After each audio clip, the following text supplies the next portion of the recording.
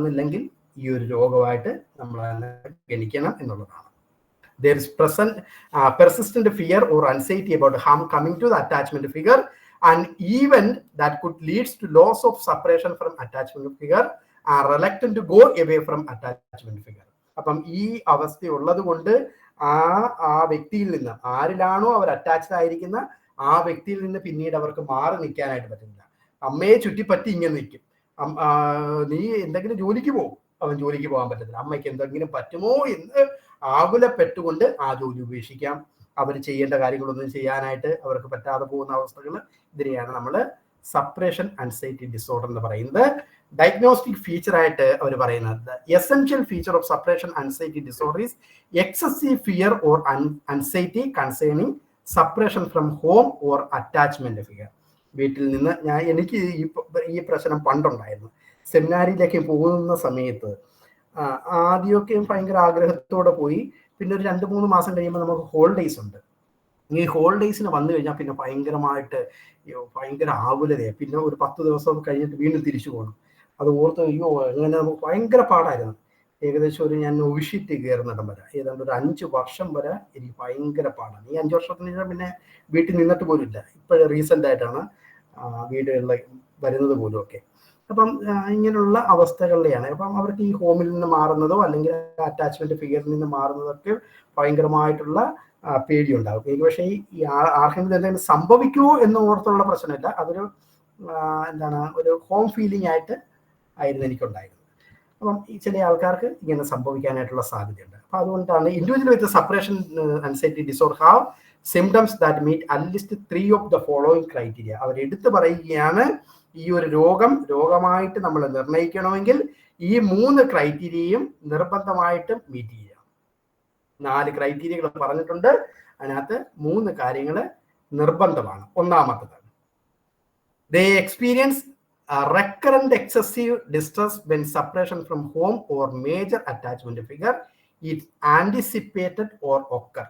അവര് ആ വീട്ടിൽ നിന്ന് മാറണം എന്ന് ചിന്തിക്കുകയോ ചെയ്യുമ്പോഴത്തേക്ക് ഇവർക്ക് ഈ ഒരു അവസ്ഥയിലൂടെ ഇവർ കടന്നു പോകും. അപ്പൊ അങ്ങനെ പോവുകയാണെങ്കിൽ അതിനെ നമ്മൾ ആൻസൈറ്റി ഡിസോർഡർ ആയിട്ടാണ് മനസ്സിലാക്കുന്നത്. രണ്ടാമത്തെ ക്രൈറ്റീരിയ പറയുന്നത് they worry about well-being or death of attachment figure. ഈ അറ്റാച്ച്മെന്റ് ഫിഗറിന് മരണം സംഭവിക്കുമോ? എന്തുവാ ലൈവ് ഷെയർ ഹാസ് സ്റ്റാർട്ടഡ് എന്ന് പറഞ്ഞ് കാണിക്കുന്നത്?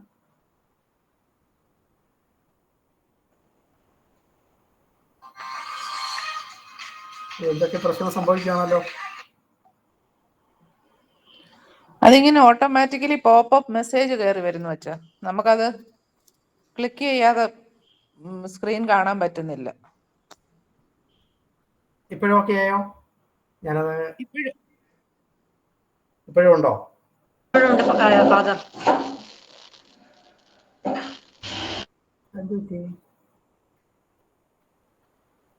പ്രശ്നമൊന്നുമില്ലല്ലോ, കുഴപ്പമൊന്നുമില്ലല്ലോ. അല്ലാതെ യൂട്യൂബിൽ ഷെയർ ആവുമോ ക്ലാസ്? കുഴപ്പമില്ല. ഓക്കെ. മൂന്നാമത്തെ ഇതായിട്ട് പറയുന്നത് they also worry about untoward events themselves such as getting lost, being kidnapped, അല്ലെങ്കിൽ ഈ അറ്റാച്ച്മെന്റ് ഫിഗറിനെ ആരെങ്കിലും തട്ടിക്കൊണ്ടു പോവുമോ, അല്ലെങ്കിൽ അവർക്ക് എന്തെങ്കിലും ആക്സിഡന്റ് പറ്റുമോ എന്നൊക്കെ ഓർത്തുകൊണ്ടുള്ള വളരെ പ്രയാസം ഇവർക്ക് അനുഭവിക്കണം. അവർക്ക് ഭയങ്കരമായിട്ടുള്ള പേടി ഉണ്ടാകണം. അപ്പം ഈ 4 ക്രൈറ്റീരിയകളിൽ ഏതെങ്കിലും 3 നിർബന്ധമായിട്ട് മീറ്റ് ചെയ്തെങ്കിൽ മാത്രമേ ആൾക്ക് ആൻസൈറ്റി ഡിസോർഡർ ആണ്, സെപ്പറേഷൻ ആൻസൈറ്റി ഡിസോർഡർ ആണെന്ന് നമുക്ക് പറയാനായിട്ട് സാധിക്കത്തുള്ളൂ. അതിന്റെ ഡയഗ്നോസ്റ്റിക് ക്രൈറ്റീരിയ ഒരു 8 പോയിന്റ് ആയിട്ട് ഇൻക്ലൂഡ് ചെയ്തിട്ടുണ്ട്. എ ക്രൈറ്റീരിയ എ ഉണ്ട്, ബി ഉണ്ട്, സി ഉണ്ട്, ഡി ഉണ്ട്. അപ്പം ഈ ക്രൈറ്റീരിയകൾ അവര് പറയുന്നത് അതിനകത്ത് ഡെവലപ്മെന്റലി അപ്രോപ്രിയേറ്റ് എക്സസീവ് ഫിയർ. അപ്പം ആ പ്രായത്തിൻ്റെതായിട്ടുള്ളതാകാൻ പാടില്ല. ആ കുഞ്ഞു കുട്ടികളിലാണെങ്കിൽ അവരുടെ പ്രായത്തിന്റെ രീതിയിലായിരിക്കും അവർക്ക് പേടിയുണ്ടാകും. എന്നാൽ ഇവര് 10, 20, 30 വയസ്സായിട്ടും ഇവർക്ക് ഭയങ്കരമായിട്ടുള്ള ആകുലതകൾ, വീട്ടിൽ നിന്ന് മാറുമ്പോഴത്തേക്ക് ആകുലത ഉണ്ടാകുന്ന, അറ്റാച്ച്മെന്റ് ഫിഗറിന് എന്തെങ്കിലും സംഭവിക്കുമോ എന്നുള്ള പേടിയുണ്ടാകുന്ന ആ ഒരു അവസ്ഥയിലൂടെ കടന്നു പോകണം. എന്നിട്ട് അവര് ഒരു 8 പോയിന്റ് ആണ് ഇൻക്ലൂഡ് ചെയ്തിരിക്കുന്നത്. ആ 8 കാര്യങ്ങളിൽ ഏതെങ്കിലും 3 നിർബന്ധമായിട്ടും മീറ്റ് ചെയ്തിരിക്കണം. അതിനകത്ത് നിങ്ങളൊന്ന് ജസ്റ്റ് വായിച്ചാൽ മതി, നമ്മൾ പറഞ്ഞ കാര്യങ്ങൾ തന്നെയാണ്. അപ്പം ഈ രീതിയിലായിരിക്കും സപ്പറേഷൻ ആൻസൈറ്റി ഡിസോർഡർ ആൾക്കാരിൽ സംഭവിക്കുന്നത്. രണ്ടാമത്തെ ക്രൈറ്റീരിയ ആയിട്ട് പറയുന്നത് the fear anxiety or avoidance is persistent lasting at least 4 weeks in children. 4 ആഴ്ച നിർബന്ധമായിട്ടും കുട്ടികളാണെങ്കിൽ അവർക്കത് ഉണ്ടാകണം. Adolescence and typically 6 months or more in adults. അഡൽട്സിലൊക്കെ ആണെങ്കിൽ 6 മാസക്കാലം ഇതിനപ്പുറത്തേക്ക് ഈ ഒരു അവസ്ഥയിലൂടെ ഈ ഒരു സാഹചര്യങ്ങൾ ഉണ്ടാകുമ്പോൾ ഉണ്ടായിക്കൊണ്ടിരിക്കണം എന്നുള്ളതാണ് പറയപ്പെടുന്നത്.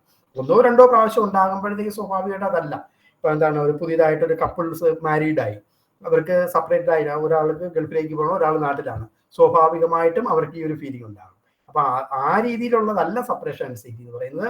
അവർക്ക് എന്തെങ്കിലും സംഭവിക്കാൻ സാധ്യതയുണ്ടോ എന്ന് ഏതെങ്കിലും ഒരു പാർട്ട്ണർ ഭയങ്കരമായിട്ട് ചിന്തിക്കുകയും അതിനെക്കുറിച്ച് ആകുലപ്പെടുകയും വിഷമിക്കുകയൊക്കെ ചെയ്ത ആ ഒരു അവസ്ഥ ഒരു 6 മാസക്കാലമെങ്കിലും നീണ്ടുപോകണം.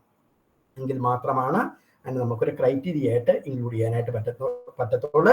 The disturbance cause clinically significant distress or impairment in social. അതുകൊണ്ട് തന്നെ ആൾക്ക് സോഷ്യൽ ആയിട്ടുള്ള കാര്യങ്ങൾ ചെയ്യാൻ പറ്റുന്നില്ല, അക്കാഡമിക്കലായിട്ടുള്ള കാര്യങ്ങൾ ചെയ്യാൻ പറ്റുന്നില്ല, അവർ ഒക്കുപേഷണൽ ആയിട്ടുള്ള കാര്യങ്ങൾ ചെയ്യാനായിട്ട് പറ്റത്തില്ല. ഈ ഒരു അവസ്ഥയിലൂടെ കടന്നു പോകണം. അതോടൊപ്പം തന്നെ അവരെടുത്ത് പറയുകയാണ്, ഇത് ഒരിക്കലും മറ്റുള്ള മെന്റൽ ഡിസോർഡർ ഉണ്ടാകാൻ പാടില്ല. പ്രത്യേകിച്ചും ഓട്ടിസം സ്പെക്ട്രം ഡിസോർഡർ എന്ന് പറയുന്ന ഒരു രോഗമുണ്ട്. അല്ലെങ്കിൽ നമ്മൾ ഡെലൂഷനെ കുറിച്ച് പറഞ്ഞായിരുന്നു, ഹലൂസിനേഷനെ കുറിച്ച് പറഞ്ഞായിരുന്നു. ഈ ഒരു അവസ്ഥകളിലൂടെ പോകുന്നവർക്കും ഈ ഒരു ആൻസൈറ്റി ഉണ്ടാകാനായിട്ടുള്ള സാധ്യത ഉണ്ട്. അതൊന്നും ആകാനായിട്ട് പാടില്ല. എങ്കിൽ മാത്രമേ അതിന് നമുക്ക് ആൻസൈറ്റി സപ്പറേഷൻ ആൻസൈറ്റി ഡിസോർഡർ ആയിട്ട് ഗണിക്കാനായിട്ട് സാധ്യമാകത്തുള്ളൂ. ഇത്രയും ക്ലിയർ ആണോ?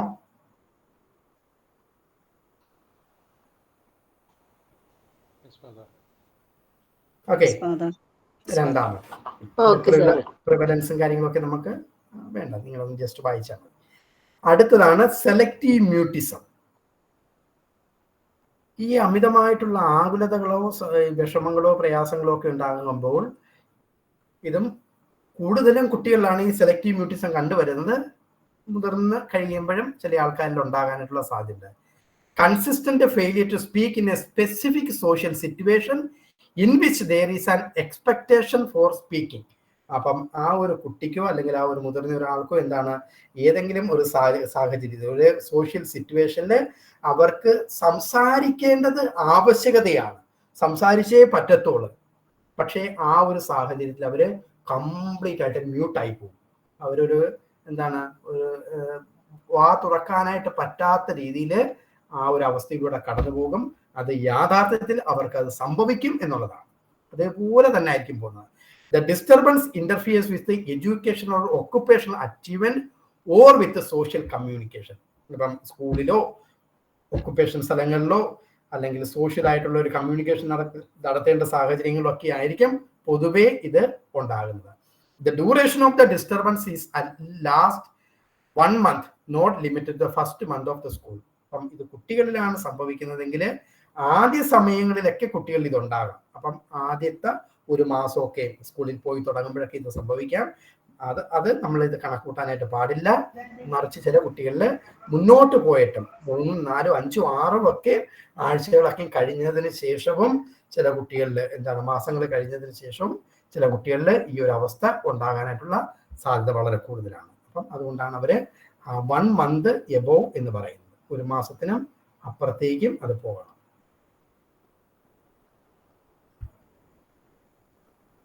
The failure to speak is not attributed to lack of knowledge.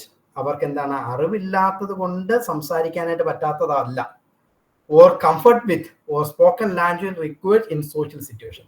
ഒരു സ്പോക്കൺ ലാംഗ്വേജ് ഇല്ലാത്തത് കൊണ്ടോ എന്താണ് നന്നായിട്ടുള്ള ഒരു നോളജ് ഇല്ലാത്തത് കൊണ്ടോ അവർ കംഫർട്ടബിൾ അല്ലാത്തത് കൊണ്ടൊന്നും ആകാൻ പാടില്ല. മറിച്ച് ആ സോഷ്യൽ സിറ്റുവേഷൻ വരുമ്പോൾ സ്വാഭാവികമായിട്ടും ആളെന്താണ്, മ്യൂട്ടായി പോകണം.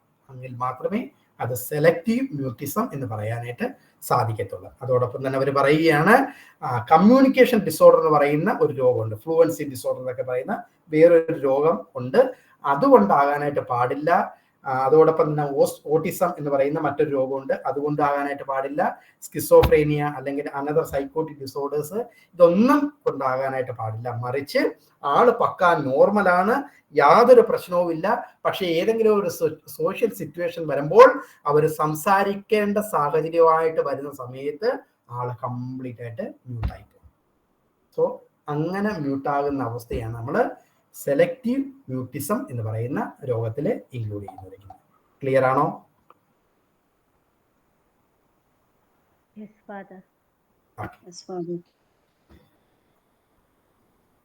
ഇനി മറ്റൊരെണ്ണമാണ് സ്പെസിഫിക് ഫോബിയ.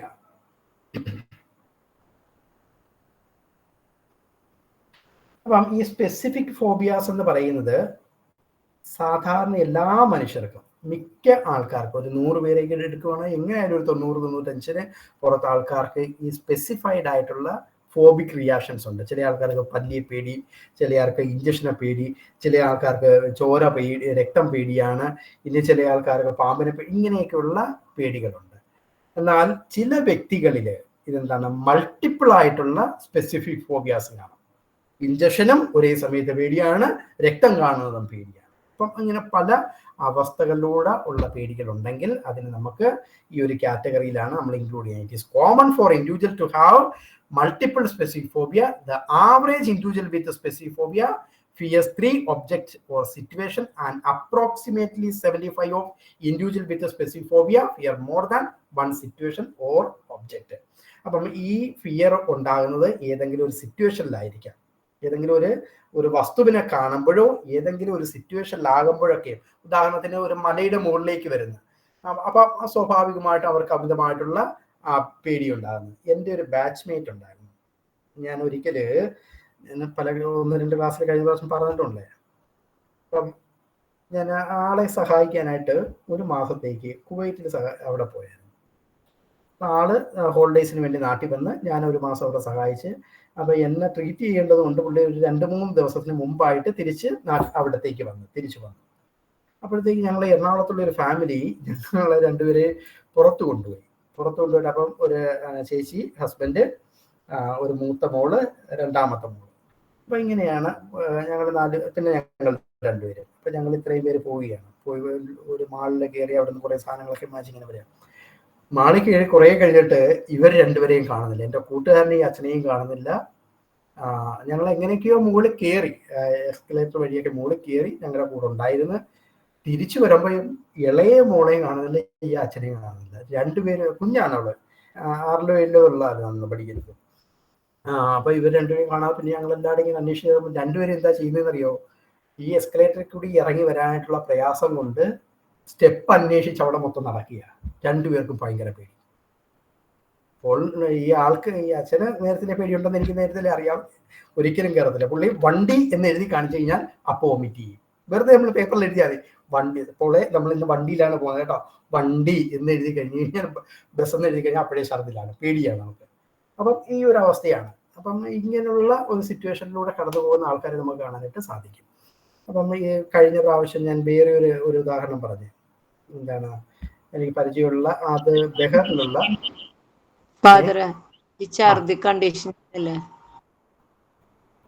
എന്താണ് കണ്ടീഷനിങ് അല്ലേ, ഛർദി. കണ്ടീഷനിലാകാം. ഓക്കെ. അപ്പം ചില ആൾക്കാരിൽ ഇങ്ങനെയുള്ള അവസ്ഥകൾ കാണാനായിട്ട് സാധിക്കും. അപ്പം ഞാൻ മറ്റൊരു ഉദാഹരണം പറയുന്നത് എന്താണ്, ഒരു ലേഡി ഉണ്ടായിരുന്നു. ആള് പുറത്തേക്ക് ഇറങ്ങണമെങ്കിൽ വേറെ ആരെങ്കിലും വിട്ട് അവർ പോകാനായിട്ട് ആഗ്രഹിക്കുന്ന സ്ഥലത്ത് ബാത്റൂം ഉണ്ടെന്ന് അന്വേഷിച്ചിട്ടേ പോകുന്നത്. പിന്നെ ബൗൾ സിൻഡ്രോം എന്ന് പറയുന്ന വേറൊരു രോഗമാണ്. അപ്പം ഇവർ ബാത്റൂം ഉണ്ട് എന്നൊക്കെ ഉറപ്പ് വരുത്തിയെങ്കിലേ ആൾക്ക് പുറത്തോട്ട് ഇറങ്ങാനായിട്ട് സാധിക്കത്തുള്ളൂ. അല്ലെങ്കിൽ ഇവർ തന്നെ ഒരു പ്രോഗ്രാം ചാർട്ട് ഔട്ട് ചെയ്ത് പുറത്ത് പോകുന്നതിന് മുമ്പായിട്ട് ഒന്നും കൂടി ഇറങ്ങിക്ക് എവിടേക്കും ഉണ്ടെന്ന് അന്വേഷിച്ചെന്ന് വന്നിട്ട് പിന്നെ അത് ഇതിനു വേണ്ടി പോകത്തുള്ളൂ. ചില ആൾക്കാർക്ക് ഇങ്ങനെ അവസ്ഥകൾ ഉണ്ടാകാം. അപ്പം അതെല്ലാം ഈ ഒരു രോഗത്തിന്റെ, അൻസൈറ്റിയുടെ ഗണവുമായിട്ട് ബന്ധപ്പെട്ട് കിടക്കുന്ന സംഭവമാണ്. വേറൊരു രോഗമാണത്, ബൗൾ സിൻഡ്രോം എന്ന് പറയും. അപ്പം ഇങ്ങനെയുള്ള അവസ്ഥകൾ കാണാനായിട്ട് സാധിക്കും. ഈ സ്പെസിഫിക് ഫോബിയയിൽ ഇവർ സ്വാഭാവികമായിട്ടും ഒന്നുകിൽ ഇവർ പേടിക്കുന്നത് ഒരു സിറ്റുവേഷനിലായിരിക്കും, അല്ലെങ്കിൽ ഒരു ഒബ്ജക്റ്റിനെ ആയിരിക്കും. ഇനി മൾട്ടിപ്പിൾ സ്പെസിഫിക് ഫോബിയ ഉള്ള ആൾക്കാർക്ക് സാധാരണ ഈ ക്ലിനിക്കൽ സൈക്കോളജി പറയുന്ന 3 ഒബ്ജക്റ്റുകളെ അവർ പേടിക്കും. അങ്ങനെയുള്ളത് നമ്മൾ സ്പെസിഫൈ ചെയ്യണം. അങ്ങനെയുണ്ടെങ്കിൽ അതിനുള്ള ട്രീറ്റ്മെൻറ്റ് ഓരോന്നിനും പ്രത്യേകം ട്രീറ്റ്മെൻ്റ് ആണ്. ഇപ്പം കൗൺസിലിംഗ് ആയാലും അതോടൊപ്പം തന്നെ അതിനുള്ള സൈക്കോ തെറാപ്പികൾ ഇൻ്റഗ്രേറ്റ് ചെയ്യുമ്പോഴും ഓരോന്നായിട്ട് തന്നെ കണ്ടിട്ടാണ് നമ്മളത് ക്ലിയർ ചെയ്യുന്നത്. In such cases multiple specific phobia diagnosis each with its on diagnostic code. അതുകൊണ്ടാണ് അവർ പറയുന്നത് മൾട്ടിപ്പിൾ സ്പെസിഫിക് ഡിസോർഡർ ആണെങ്കിൽ എന്താണ്, ഓരോന്നിനെയും നമ്മൾ പ്രത്യേകം കോഡ് വെച്ച് തന്നെ അതിനെ ഡയഗ്നോസ് ചെയ്യണം എന്നുള്ളതാണ് പറയപ്പെടുന്നത്. For example, if an individual fears thunderstorm and flying, ഇടിവെട്ടുന്നതും കാര്യങ്ങളും പേടിയാണ്, അതോടൊപ്പം തന്നെ ഫ്ലൈയിങ്ങും അവർക്ക് വിമാനത്തിലൂടെ പോകുന്നത് പേടിയാണ്. ഇപ്പം 2 ഫാക്ടേഴ്സാണ്. എന്താണ്, തണ്ടർ സ്റ്റോമിനെ അവർ പേടിക്കുന്നു, ഫ്ലൈയിങ്ങിനെയും പേടിക്കുന്നു. അങ്ങനെയാണെങ്കിൽ 2 ഡയഗ്നോസുകളാണ്. Then 2 diagnose would be given: specific phobia natural environment and specific phobia situation. എന്താണ്, തണ്ടർ സ്റ്റോം എന്ന് പറയുന്നത് നാച്ചുറൽ എൻവയറമെന്റ് സംഭവിക്കുന്നതാണ്.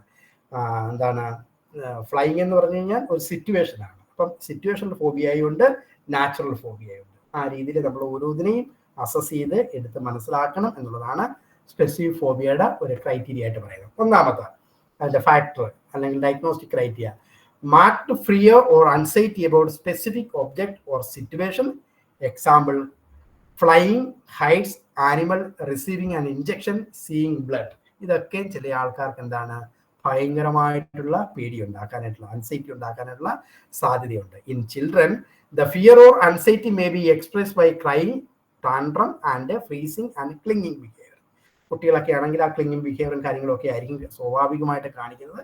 അത് നമ്മൾ അസസ് ചെയ്തെടുക്കുക എന്നുള്ളതാണ് ഒന്നാമത്തെ ക്രൈറ്റീരിയ ആയിട്ട് പറയുന്നത്. രണ്ടാമത് അവർ പറയുന്നത്, the phobic object or situation almost always provoke immediate fear or anxiety. അവർക്ക് ആ സിറ്റുവേഷനോ അല്ലെങ്കിൽ ആ ഒബ്ജക്റ്റോ അതിനെക്കുറിച്ച് ചിന്തിക്കുമ്പോഴോ അതിനെക്കുറിച്ച് ഓർക്കുമ്പോഴോ അവർക്ക് എന്താണ്, അമിതമായിട്ടുള്ള അൻസൈറ്റി ഉണ്ടാകണം. എനിക്ക് നല്ല പരിചയമുള്ള ഒരു ചേച്ചിയുണ്ട്.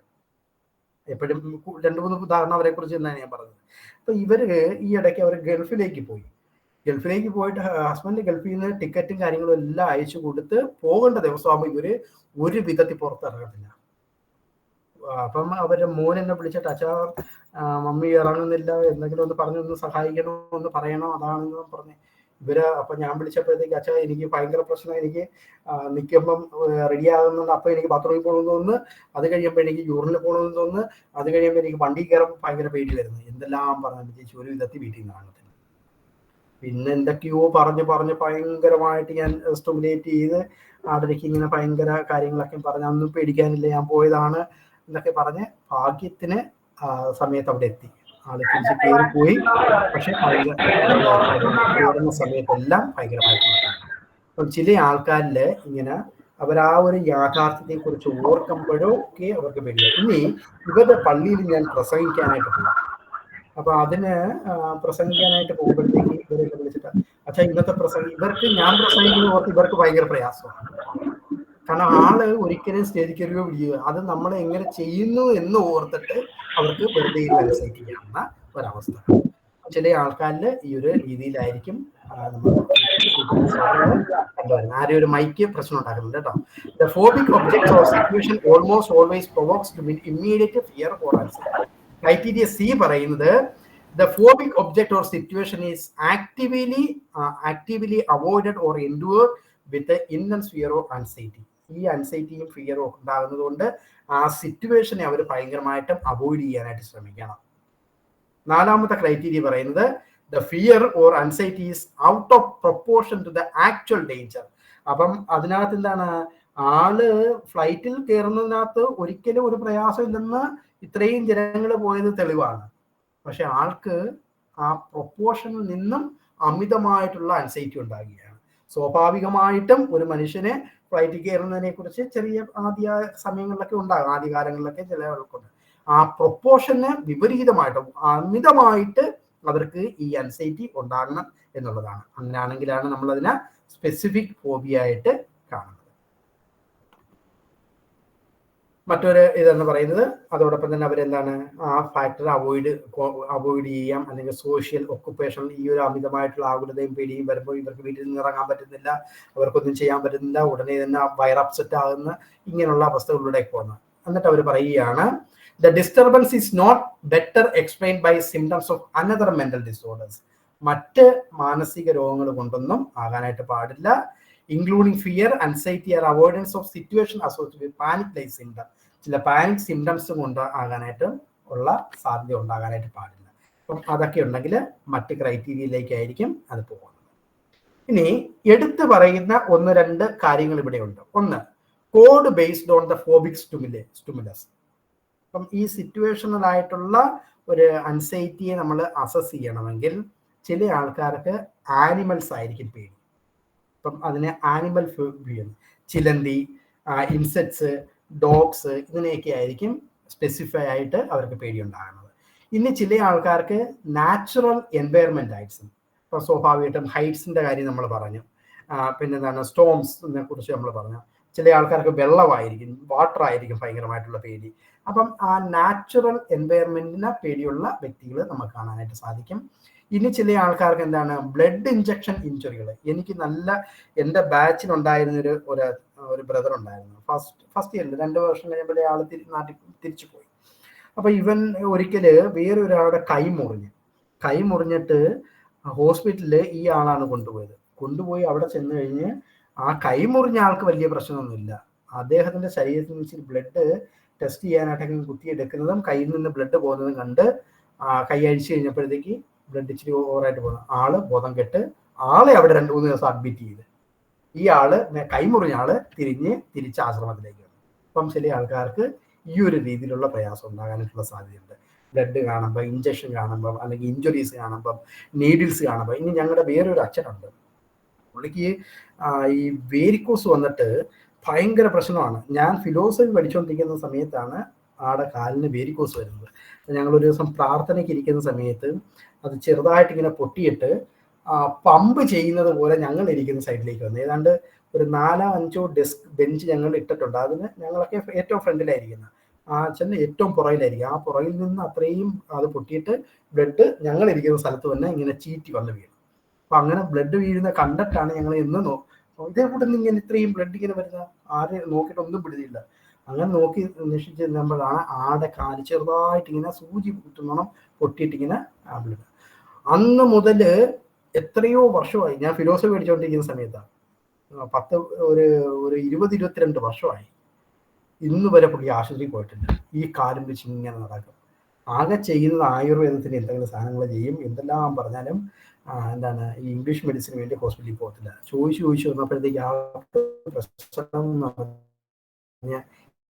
പേടിയാണ്. അവർ ഇഞ്ചക്ഷൻ എടുക്കൂ എന്നുള്ള പേടി ഓർത്തിട്ട് ആള് ഈ സംഭവം ഇത് കൊണ്ട് നടക്കുകയാണ്. അപ്പം അവസാനം ഇപ്പൊ എന്തൊക്കെയോ ചെയ്ത് ചെറുതായിട്ടൊന്ന് കരിഞ്ഞു വന്നിട്ടുണ്ട്. പക്ഷെ അത് കാര്യം നമ്മൾ കണ്ടു കഴിഞ്ഞാൽ നമ്മൾ സഹിക്കത്തില്ല, അത്രയ്ക്ക് പ്രശ്നമാണ്. ഈ ഭയങ്കരമായിട്ട് ഒരു വൾഗറായിട്ട് പോയ ഒരവസ്ഥ. അപ്പം ചില ആൾക്കാർ ഈ സിറ്റുവേഷൻ, ഈ ഇഞ്ചക്ഷന് പേടിയായിട്ടാണ് പുള്ളി ഇത് ട്രീറ്റ് ചെയ്യാത്തത്.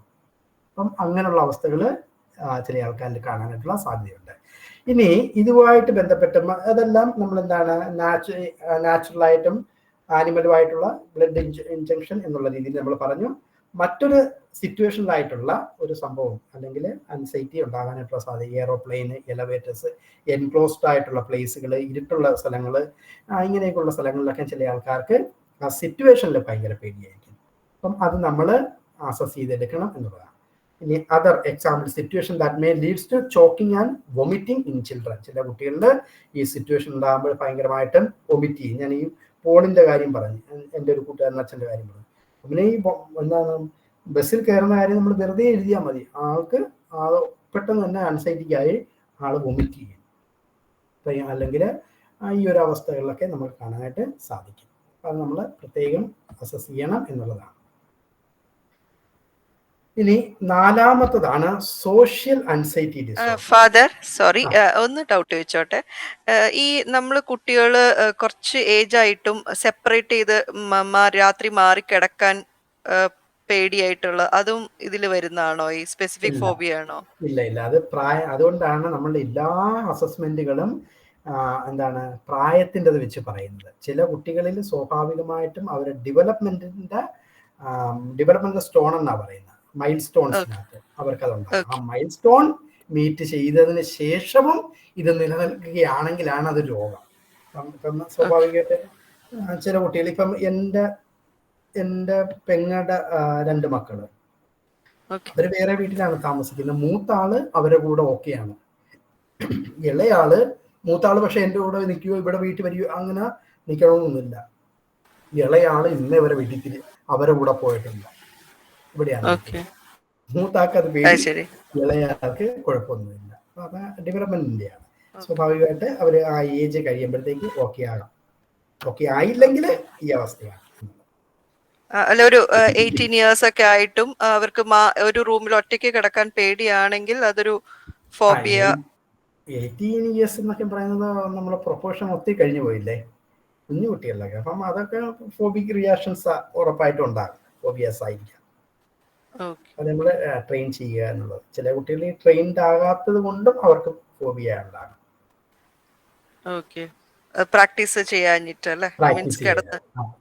അതെ. Okay, thank you. അടുത്തതാണ് social anxiety disorder. Social phobia എന്നാണ് നിങ്ങൾ നോട്ടൊക്കെ വായിക്കുമ്പോഴേ കാണാം സോഷ്യൽ ഫോബിയ എന്താണെന്നുള്ളത്. ഇതിന്റെ പ്രത്യേകത, the essential feature of social anxiety disorder is marked or intense fear of anxiety social situation. ഏതെങ്കിലും ഒരു സോഷ്യൽ സിറ്റുവേഷൻ ഉണ്ടാകുമ്പോൾ അവർക്ക് അമിതമായിട്ടുള്ള പേടി ഉണ്ടാകുന്നു. അതിന്റെ അർത്ഥം, which individual may be scrutinized by others. മറ്റുള്ളവരെന്നെ ശ്രദ്ധിക്കുവോ, മറ്റുള്ളവരെന്നെ നോക്കുവോ, മറ്റുള്ളവരെന്തെങ്കിലും പറയാനായിട്ടുള്ള സാധ്യതയുണ്ടോ എന്നൊക്കെ ഓർത്തുകൊണ്ട് ഇവർക്ക് ഭയങ്കരമായിട്ട് പേടി ഉണ്ടാകുന്നതാണ് സോഷ്യൽ അൻസൈറ്റി ഡിസോർഡർ. ഇതിന് നല്ലൊരു ബെസ്റ്റ് ഉദാഹരണം ഞാൻ പറയാം. എൻ്റെ ജീവിതത്തിൽ ഞാൻ പണ്ട് സെമിനാരിൽ ചെയ്യുന്ന സമയത്ത് ഞങ്ങൾക്കൊരു 2-3 വർഷം കഴിയുന്നതിന് ശേഷം എന്താണ്, നമുക്ക് ഈ പ്രസംഗ പരിശീലനം എന്നൊക്കെ പറഞ്ഞ, അല്ലെങ്കിൽ അക്കാഡമി എന്നൊക്കെ അതിനെ പറയുന്നത്, ഇതുണ്ടാകും. ഈ അക്കാഡമി ഉണ്ടാകും. പിന്നെ നമുക്ക് ഇതിന്റെ പ്രാക്ടീസ് ആയിട്ട് നമുക്ക് എല്ലാ ആഴ്ചയിലും കുർബാന അർപ്പിക്കുമ്പോൾ അവിടെ 1ാമത്തെ വായന, 2ാമത്തെ വായന എന്നും പറഞ്ഞൊക്കെ വായനകളുണ്ട്. ഇതിന് കുർബാനക്കിടയ്ക്ക് വായിക്കുന്ന വായനകൾ. അപ്പൊ ഇതൊക്കെ വായിക്കാനായിട്ട് പറയും. അപ്പൊ അതൊക്കെ ഞാൻ മാക്സിമം, അതായത് എത്ര വർഷമാണ് നിങ്ങൾ ചിന്തിക്കണം, ഏകദേശം ഒരാള് ഞങ്ങളുടെ സഭയിൽ അച്ഛനാണ് 14 വർഷം എടുക്കും. 10ാം ക്ലാസ് കഴിഞ്ഞ് പോയി കഴിഞ്ഞാൽ 14 വർഷം കഴിയുമ്പോഴേ അച്ഛനാകത്തുള്ളൂ.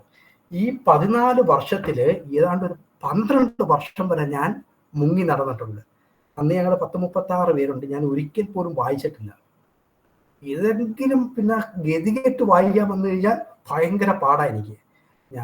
ഞാൻ പൈസ കൊടുത്ത് എൻ്റെ ബാച്ച്മേറ്റ്സിനെ കൊണ്ട് വായിപ്പിച്ചിട്ടുണ്ട്. എനിക്ക് പകരം പ്രസംഗം പറയിപ്പിച്ചിട്ടുണ്ട്. ഈ പ്രസംഗമൊക്കെയും 2 മാസം കഴിയുമ്പോൾ ഒരിക്കൽ നമുക്ക് നമ്മുടെ ചാൻസ് ആയിരിക്കും വരുന്നത്. ഈ സമയമാകുമ്പോൾ ഇതിന് തൊട്ട് 2-3 ദിവസത്തിന് മുമ്പ് ഒന്നിയിൽ എനിക്ക് പനി വരും, അല്ലെങ്കിൽ വയറുവേദന വരും, എന്തെങ്കിലും രീതിയിൽ അസുഖം വരും. അതെൻ്റെ പേടിയാണ്, എൻ്റെ അൻസൈറ്റിയാണത്. അപ്പം എനിക്ക് ഈ ആൾക്കാരെ ഫേസ് ചെയ്യാൻ ഭയങ്കര പാടായിരുന്നു. ഭയങ്കര പ്രയാസം എന്ന് പറഞ്ഞാൽ ഭയങ്കര പ്രയാസം. പിന്നീട് വർഷങ്ങൾ കഴിഞ്ഞ് പിന്നെ നമ്മൾ ഈ അച്ഛനാകുന്നതിന് മുമ്പായിട്ടൊരു ഡീക്കൻ എന്ന് പറഞ്ഞൊരു സംഭവമുണ്ട്. അപ്പൊ ഇതാകുന്നതിന് മുമ്പായിട്ട് ഞാൻ 1 year ഒരു കോയിവിള എന്ന് പറയുന്ന ഒരു സ്ഥലത്ത് ഒരു പള്ളിയിലായിരുന്നു മിനിസ്ട്രി ബ്രദറായിട്ട് സഹായിക്കാനായിട്ട് പോകുന്നത്. അന്ന് എന്നെ അച്ഛനാണ് ഭയങ്കരമായിട്ട് സഹായിച്ചത്, ഒരു ഫ്രാങ്ക്ലിൻ എന്ന് പറഞ്ഞൊരു അച്ഛൻ. അപ്പം അച്ഛൻ്റെ ഇങ്ങനെ പോകുന്ന സമയത്ത് എൻ്റെ കൂടെ വന്നുകൊണ്ടിരുന്ന ആള് അന്ന് വന്നില്ല. ആളാണ് അല്ലെങ്കിൽ എല്ലാ ആഴ്ചയിലും പ്രസംഗം പറയുന്നത്. അപ്പൊ എൻ്റെ പറഞ്ഞില്ല, ബ്രദർ ഇന്ന് പ്രസംഗിക്കണമെന്ന് പറഞ്ഞു. ഞാൻ കാല് പിടിച്ച്, അച്ഛൻ എനിക്ക് പറ്റത്തില്ല, എന്നെ ഒഴിവാക്കണം, ഞാൻ അച്ഛൻ പറയുന്നത് എന്ത് വേണമെങ്കിലും ചെയ്യാം, എനിക്ക് പറ്റത്തില്ലെന്ന് പറഞ്ഞ് നിർബന്ധിച്ചു. അന്ന് ഈ ശനിയാഴ്ചകളിൽ, സൺഡേയിലെ കുർബാന നമ്മൾ ശനിയാഴ്ച വൈകുന്നേരം ഒരു ഹോസ്പിറ്റലിൽ കൊടുക്കും. അപ്പം ഈ ഹോസ്പിറ്റൽ ലോകരക്ഷ എന്ന് പറയുന്ന ഒരു ഹോസ്പിറ്റലാണ്. അപ്പൊ അവിടെ എൻ്റെ പ്രായത്തിലുള്ള നേഴ്സുമാർ പിള്ളേരാണ് പഠിക്കുന്നത്. ഒരു 100-200 ഇങ്ങനെ നിരന്നങ്ങ് ഇരിക്കുക. ഇങ്ങനെ ഇരിക്കുന്ന സമയത്ത് അച്ഛൻ പറഞ്ഞ് പ്രസംഗം പറഞ്ഞേ പറ്റത്തുള്ളൂ. അപ്പം എന്നിട്ട് ഞാൻ ഒരു 3/4 മണിക്കൂറൊക്കെ എടുത്ത് എന്തൊക്കെയോ ഒരു അമ്മയും കുഞ്ഞിൻ്റെയും കഥയൊക്കെയാണ്. ഈ കഥയൊക്കെ ഒന്ന് പ്രിപ്പയർ ചെയ്ത് പ്രസംഗം പറയാനായിട്ട് അവിടെ അങ്ങോട്ട് കയറി. എനിക്ക് എൻ്റെ സകല കൺട്രോളും പോയി. ഞാൻ അവിടെ നിന്ന് വാവിട്ട്, ലിറ്ററലി ഐ വാസ് ക്രൈ. ഞാൻ ഭയങ്കരമായിട്ട് കരഞ്ഞ് കഴിഞ്ഞപ്പോഴത്തേക്ക് ഇത് കംപ്ലീറ്റ് മൈക്കിനകത്തൂടെ സ്പീക്കറൊക്കെ വെച്ചിട്ടുണ്ട് അവിടെ ഇവിടെ എല്ലാം. സ്പീക്കറിനകത്തൂടെ എല്ലാ ആൾക്കാരും കേൾക്കുവാണ് കുർബാനക്കിടയ്ക്ക് കരയുന്നത്. അപ്പൊ ഇങ്ങനെ കരഞ്ഞ് ഞാൻ പോയിട്ട് അപ്പോഴത്തേക്ക് അച്ഛൻ തന്നെ എഴുന്നേറ്റ് വന്നിട്ട് പറഞ്ഞു, ബ്രദർ എനിക്ക് പറഞ്ഞിരുന്നു, ബ്രദറിന് നല്ല സുഖമില്ല എന്ന് പറഞ്ഞ് ഞാൻ തുടങ്ങിയ ആ കഥ പുള്ളി എങ്ങനെയൊക്കെയോ അത് ഇത് ചെയ്ത് പുള്ളി ഭയങ്കര ഒരു പ്രസംഗം പറഞ്ഞു. എന്നിട്ട് തിരിച്ചു വരുന്ന സമയത്ത് വഴക്കുറയൊന്നും ചെയ്തില്ല.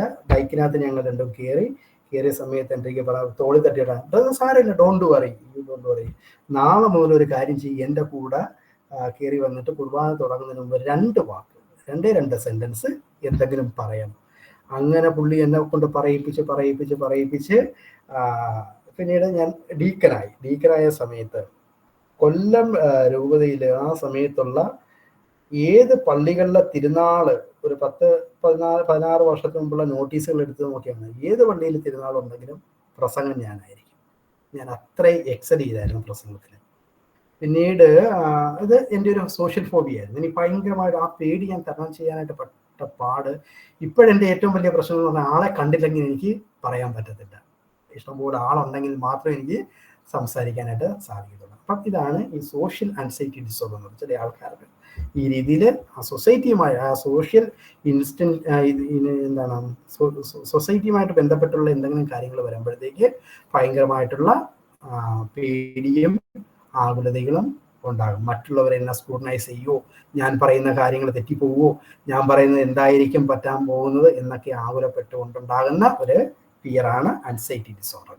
When exposed to such a social situation, the individual fears that he or he will be negatively evaluated. മറ്റുള്ളവര് എന്നെ നെഗറ്റീവായിട്ട് ഇവാലുവേറ്റ് ചെയ്യുമെന്നുള്ള തോന്നലാണ്. The individual is concerned that he or she will be judged as anxious, weak, crazy, stupid, boring, intimidatory, dirty and unlikable. Likeable അല്ലാത്ത രീതിയിലോ വീക്കായിട്ടോ crazy ആയിട്ടോ stupid ആയിട്ട് എന്നെ കുറിച്ച് മറ്റുള്ളവർ ചിന്തിക്കുമോ എന്ന് ഓർത്തുകൊണ്ടാണ് ഈ ഒരു രീതിയിൽ ആൾക്കാർക്ക് പ്രയാസം ഉണ്ടാകുന്നത്. Individual with a social anxiety disorder may be inadequately assertive or excessively submissive or less commonly highly controlling of conversation. അവരെന്താണ് ഭയങ്കരമായിട്ടും കോൺവെർസേഷൻ കൺട്രോൾ ചെയ്യുന്നതായിരിക്കും. അവര് എന്തിനും ഏതിനും ഈൽഡ് ചെയ്യും. ഞാൻ ഈ അച്ഛൻ പറഞ്ഞ എന്നും ചെയ്തു കൊടുക്കും. അതിൻ്റെ ഞാൻ കുറേ പറഞ്ഞു വെച്ചാൽ ഞാൻ ബാത്റൂം കഴുകാം, അച്ഛൻ്റെ മുറിയെല്ലാം തേച്ച് കഴുകാം, എന്താണ് ലോഹയെല്ലാം തേച്ച് മടക്കി കഴുകി റെഡിയാക്കി വയ്ക്കാം, എന്തെല്ലാം പറഞ്ഞു പുള്ളി ഒരു വിധത്തിൽ സമ്മതിക്കാതെ കൊണ്ടുപോയി പ്രസംഗിച്ച് കുളമാക്കി കാണാം. അപ്പം ഇങ്ങനെയുള്ള സബ്മിസീവ് ആയിട്ടുള്ള ലെസ് കോമൺലി ആയിട്ടുള്ള ബിഹേവിയറിൽ ഇവർ ഭയങ്കരമായിട്ട് കാണിക്കും. They may show overly rigid body posture and inadequate eye contact or speak with overly soft voice. ഈ ഒരു അവസ്ഥയിലൂടെ കടന്നു പോകുമ്പോഴത്തേക്ക് അവർക്ക് ഐ കോണ്ടാക്റ്റുകൾ ഉണ്ടാക്കാനായിട്ട് പറ്റത്തില്ല. അവർ ഭയങ്കര സോഫ്റ്റ് വോയിസിലായിരിക്കും സംസാരിക്കുന്നത് എന്നൊക്കെയുള്ളതാണ് ഇതിൻ്റെ പ്രത്യേകതയായിട്ട് എടുത്തു പറയുന്നത്. അപ്പം അതിൻ്റെ ഒരു diagnostic criteria marked fear, anxiety about one or more social situation in which the individual is exposed to possibly scrutinized by others. Example including social interaction. ഏതെങ്കിലും സോഷ്യൽ ഇൻട്രാക്ഷനും കാര്യങ്ങളൊക്കെ വരുമ്പോഴത്തേക്ക് അവരെ കുറിച്ച് മറ്റുള്ളവർ ചിന്തിക്കുമോ എന്ന് ആകുലപ്പെട്ടുകൊണ്ട് ഇവർക്കുണ്ടാകുന്ന ഒരു പ്രയാസമായിരിക്കണം. The individual fears that he or she will act in a way show anxiety symptom that will negatively evaluated. അപ്പം അവരെ നെഗറ്റീവിലായിട്ട് ഇവാലുവേറ്റ് ചെയ്യുന്ന രീതിയിലും ഹ്യൂമിലിയേറ്റ് ചെയ്യുന്ന രീതിയിലും ഒക്കെയുള്ള തോന്നലുകളൊക്കെ ആയിരിക്കും ഇവർക്കുണ്ടാകുന്നത്. Social situation almost always provoke fear or anxiety. എപ്പോഴും ആ സോഷ്യൽ സിറ്റുവേഷൻ അവരെ ഫിയറിലേക്കും ആൻസൈറ്റിയിലേക്കും നയിക്കുന്നതായിരിക്കണം. ആ രീതിയിലുള്ള കാര്യങ്ങളിലൂടെ ആയിരിക്കും അവർ കടന്നു പോകുന്നത്. The social situation is avoided or endured with intense fear or anxiety. സ്വാഭാവികമായിട്ടും ഈ അമിതമായിട്ടുള്ള ആകുലതകളും അൻസൈറ്റി ഉണ്ടാകുന്നതുകൊണ്ട് ആ സോഷ്യൽ സിറ്റുവേഷന് ഭയങ്കരമായിട്ടും അവോയ്ഡ് ചെയ്യാനായിട്ടുള്ള പരിശ്രമം ഇവരുടെ ഭാഗത്ത് നിന്ന് ഭയങ്കര കൂടുതലായിരിക്കും. ടിപ്പിക്കലി ഇത് 6 മാസക്കാലവും അതിനപ്പുറവും നീണ്ടു നിൽക്കണം. സോഷ്യൽ കോണ്ടാക്ട്സിന് എതിരായിരിക്കണം. ഈ ഒരു അവസ്ഥയിലൂടെ കടന്നു പോകുന്നതാണ് നമ്മൾ സോഷ്യൽ ഡിസോർഡർ എന്ന് പറയുന്നത്. അത്രയും മതിയാകും. ബാക്കി ക്രൈറ്റീരിയകൾ അതിനകത്ത് ഇൻക്ലൂഡ് ആണ്. ഇനി അതോടൊപ്പം തന്നെ ഈ പാർക്കിൻസൺസ് ഡിസീസ്, ഒബേസിറ്റി അല്ലെങ്കിൽ എന്താണ് ബേൺ ഇഞ്ചുറീസ്, ഇങ്ങനെയൊക്കെയുള്ള അവസ്ഥകളിലൂടെ കടന്നു പോകുന്ന ആൾക്കാർക്ക് ഈ ഒരു രീതിയിലുള്ള സപ്പറേഷൻ ആൻസൈറ്റി ഈ സോഷ്യൽ സിറ്റുവേഷൻ ആൻസൈറ്റി ഉണ്ടാകാനായിട്ടുള്ള സാധ്യതയുണ്ട്.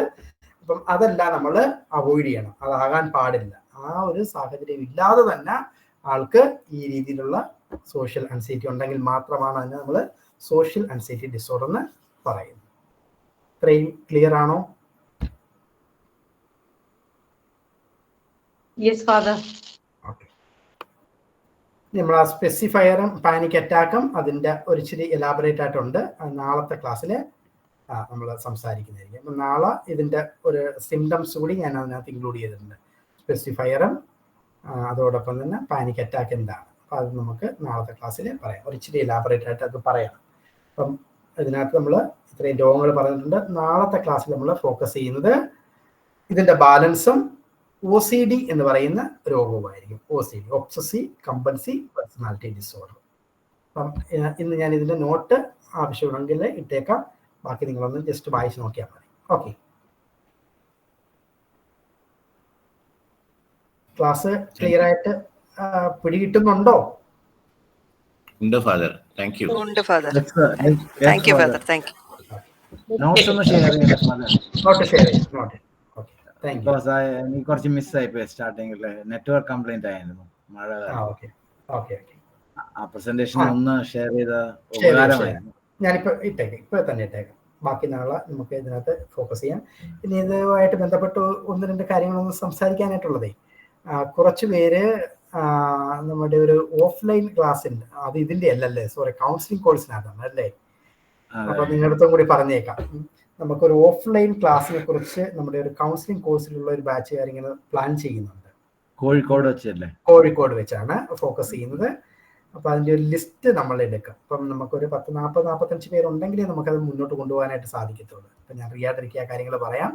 താല്പര്യമുള്ളവർ ഒന്ന് റെസ്പോണ്ട് ചെയ്യണം കേട്ടോ. നമുക്ക് ഒരു ജൂൺ മാസത്തിൽ ഒരു 2-3 ദിവസം അവധിയായിട്ട് കാണും. 2 ദിവസം കാണുന്നുണ്ട്.